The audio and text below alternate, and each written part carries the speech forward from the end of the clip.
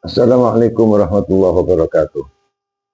Seperti Al-Quran yang turun secara berangsur-angsur atau bertahap, perintah untuk menjalankan berbagai peribadatan seperti sholat, puasa, zakat, dan haji juga tidak langsung di awal kenabian, tetapi secara bertahap. Bahkan dapat dikatakan cukup lama setelah wahyu yang pertama. Lalu, kapan tepatnya kewajiban sholat, puasa, zakat, dan haji pertama kali diperintahkan? Sebelum perintah kewajiban turun, bagaimana tata cara peribadatan umat Islam saat itu? Berikut ini penjelasan mengenai kapan pertama kali kewajiban tersebut diperintahkan dan peribadatan sebelum kewajibannya diturunkan.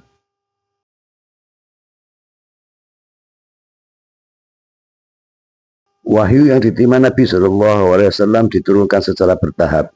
Dari wahyu pertama hingga terakhir memakan waktu sekitar 23 tahun. Satu di antara hikmahnya karena hukum dan kewajiban diperintahkan atau ditetapkan oleh Allah secara bertahap. Jangankan masalah hukum seperti riba, khamar, perzinahan, dan lain-lain. Kewajiban yang termasuk pokok pun, sholat, puasa, zakat, dan haji juga diperintahkan secara bertahap. Dan mayoritas ditetapkan atau diwajibkan pertama kali setelah hijrah Nabi atau sekitar 15 tahun setelah kelahiran Islam. Bila demikian, bagaimana peribadatan umat Islam di masa awal kenabian? Yang perlu diingat, syariat yang dibawa dan didakwakan oleh Nabi bukan baru, tetapi menyempurnakan dari syariat para Nabi Rasul sebelumnya, terutama kakek beliau Nabi Ibrahim alaihissalam. Untuk lebih jelasnya, berikut ini akan diuraikan tentang kewajiban yang termasuk rukun Islam, sholat, puasa, zakat, dan haji. Kapan kewajiban tersebut pertama diturunkan, dan bagaimana pelaksanaannya sebelum ditetapkan. Yang pertama, sholat. Sholat 5 waktu pertama kali diwajibkan sewaktu Nabi SAW melakukan Mi'raj pada bulan Rajab tahun 10 kenabian atau 10 tahun setelah Nabi menerima wahyu pertama. Setelah Mi'raj, malaikat Jibril datang kepada Nabi lalu mengajarkan mengenai tata cara dan bacaan sholat. Setelah itu, beliau menyampaikan dan mengajarkan tentang tata cara dan bacaan sholat 5 waktu kepada umat. Dalam riwayat disebutkan bahwa sebelum perintah kewajiban sholat 5 waktu turun, khususnya Nabi dan umat Islam telah melaksanakan sholat. Untuk Nabi sendiri banyak melaksanakan sholat, terutama sholat malam. Sedang umat secara umum, riwayat yang masyhur menyebutkan mereka melakukan sholat 2 kali sehari, di pagi dan petang, masing-masing sebanyak 2 rakaat. Sedang tata cara dan bacaannya, ruku, sujud, dan lain-lainnya tidak berbeda jauh dengan yang diajarkan malaikat Jibril setelah Mi'raj. Yang kedua, puasa. Puasa pertama kali diwajibkan pada bulan Sya'ban tahun 2 Hijriah melalui Al-Quran surat Al-Baqarah ayat 183 sampai 185. Siam atau puasa telah dikenal di masa jahiliyah. Al-Quran juga menyebutkan bahwa kewajiban ini sebagaimana yang pernah diwajibkan kepada umat-umat terdahulu. Hanya saja puasa yang dikenal masyarakat Arab termasuk umat Islam pada masa awal kenabian hanya sebagai suatu sunnah, bukan sebagai suatu kewajiban.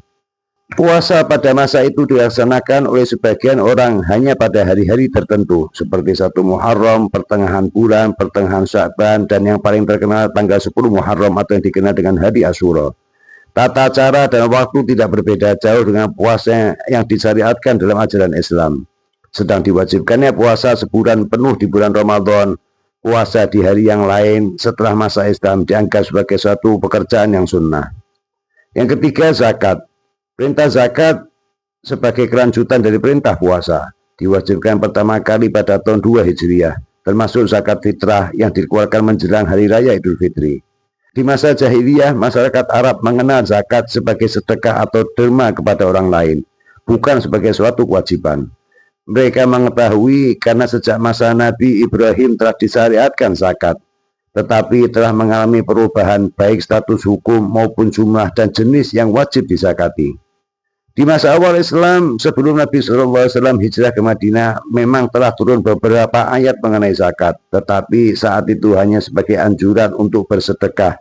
Sedang pada tahun 2 Hijriah, baru disempurnakan pelaksanaannya sebagai suatu kewajiban yang ditentukan nisab, jumlah zakatnya, kepada siapa diberikan, dan lain-lainnya. Yang keempat, haji. Sejak masa Nabi Ibrahim hingga di masa awal Islam, haji telah dikenal dan dilaksanakan oleh masyarakat Arab. Mereka juga mengunjungi Arafah, Mina, melakukan sa'i dan lain-lainnya. Namun semuanya telah mengalami perubahan, tidak sesuai dengan apa yang diperintahkan.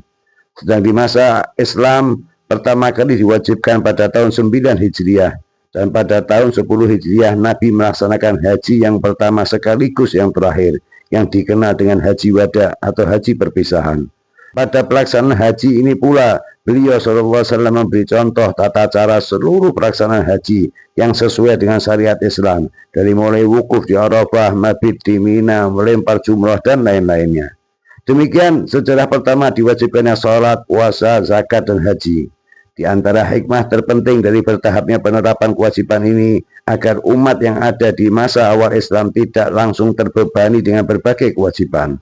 Selain itu, dengan bertahap, umat juga lebih mudah dalam memahami berbagai kewajiban yang harus mereka laksanakan. Wallahu a'lam. Wassalamualaikum warahmatullahi wabarakatuh.